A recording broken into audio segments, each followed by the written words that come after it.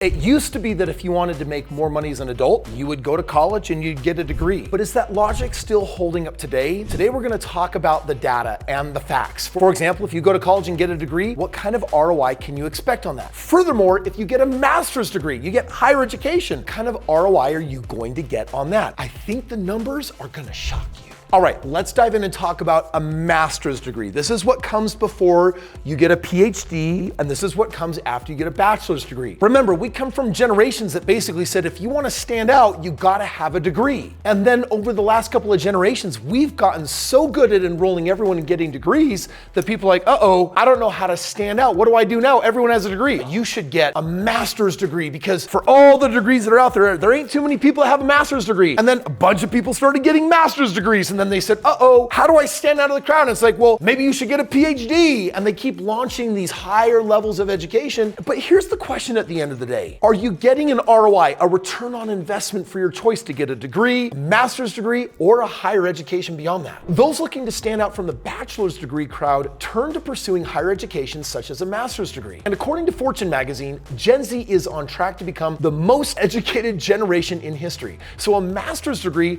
will help you stand out from all the other graduates, right? I mean, I think that's what everyone is assuming. Well, Fortune also reported on new research that shows a master's degree is not the golden ticket to big paychecks and guaranteed success that one might imagine. Years ago, when I first started making videos on YouTube, the question would come up, is a college degree worth it? And it's kind of a toughie for me, because when I did go to college and I did get my degree, there was so much pressure from my family and also my new in-laws that all said, if you don't have a degree, you're not going anywhere in life. But what was weird is that while I was getting my degree, I had a full-time job. That was stressful. But I also started my company, which was a real estate investment company. And I started buying a lot of real estate. And by the time I graduated college, I already had 25 homes that were paying me in excess of $12,000 a month, which, by the way, the average person graduating from college would step into a job of $50,000 a year. But I was making more than that by double. And so even then I was questioning, like, is college really like the thing people should be doing? Am I an exception to the rule, or is this part of a new trend? Well, here's what the research is finally coming out and declaring. The Foundation for Research on Equal Opportunity used the Department of Education's College Scoreboard and Census Bureau earnings data to estimate the ROI for over 53,000 degrees and certificate programs.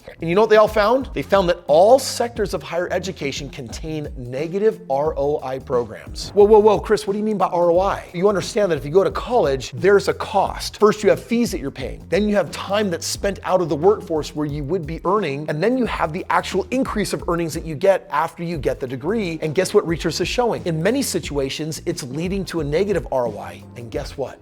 Master's degrees of all degrees are actually the worst performers. In other words, you get the worst ROI on a master's degree. They also reported that nearly half of master's degree programs actually leave students financially worse off. While 23% of bachelor programs yield a negative financial return on investment, that nearly doubles to 43% for master's degrees, according to the study by the Foundation for Research on Equal Opportunity. Even the MBA, one of America's most popular master's degrees, frequently has a low or negative payoff. And you know what? I think I dodged a bullet on this one, because I was considering going back to college and getting an MBA, but a few years later, I actually was given one for free because of my success in business, and a university wanted to bring me in. They wanted me to speak to the graduating students and share from my life experience, and I was awarded an MBA. And can I tell you, I'm even a little bit embarrassed to admit that I have one, because in my world, I'm a self-made man, and it wasn't a degree that actually created this for me. Now, that isn't to say that degrees are bad or higher education is wrong or it shouldn't be pursued, but you should become well acquainted with the ROI. In other words, if I'm gonna give my time and my effort, my energy, and my money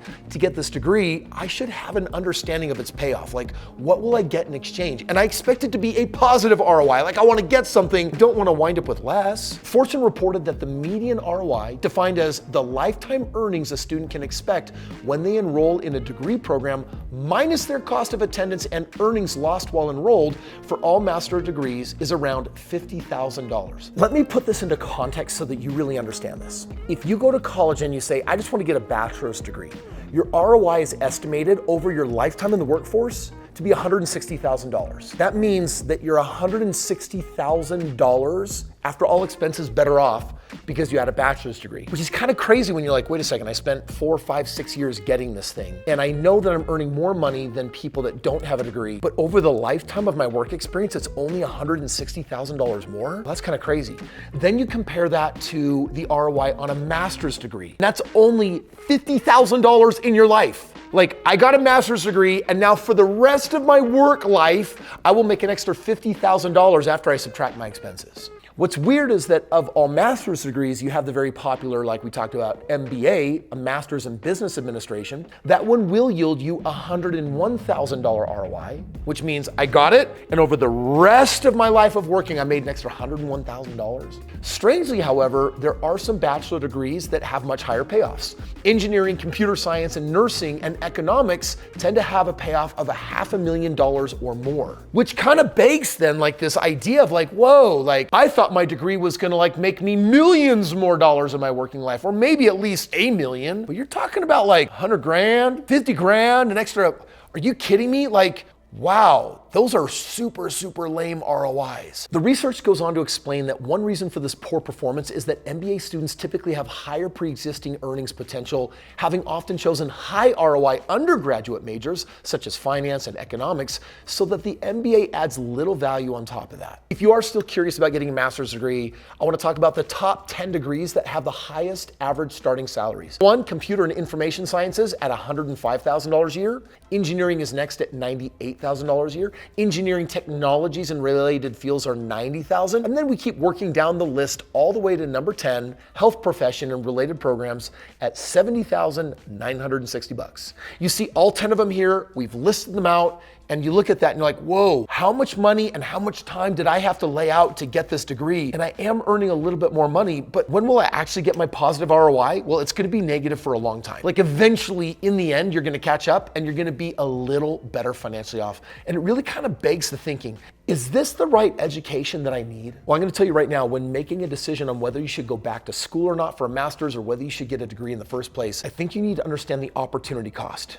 And that means, what's the next best option that I'm missing out on? And so for example, it's like, hey, I've got a job I can get in the workforce paying me $80,000 a year, but if I have a degree, I could make $90,000. Isn't $90,000 bigger than $80,000? It's like, yeah, it's $10,000 a year more, but it took me 5 years to get that degree. And then it's like, well, that's going to actually take me a couple of decades before I catch up and can actually get a return on my investment. Well, I think we need to talk about an ROI that is different than your degree or your trade school, which is, college isn't really a center of higher learning, it's really career training. You're gonna be a cog in someone else's machine. I think the education that we should be talking about is the missing financial education, which frankly is what this video is about, which is, wait a second, whether I do have a degree or I don't have a degree, how should I be saving my money and investing it so that I can become a multimillionaire? Which, by the way, is not a whole lot of money. That's just careful financial planning during your work life so that when you get to retirement, you have millions of dollars versus hundreds of thousands of dollars. I wrote this book, Have It All, and it's based on the 5 ROIs that make the difference between retiring broke or a multimillionaire. And I'd like to give you a copy of this book for free.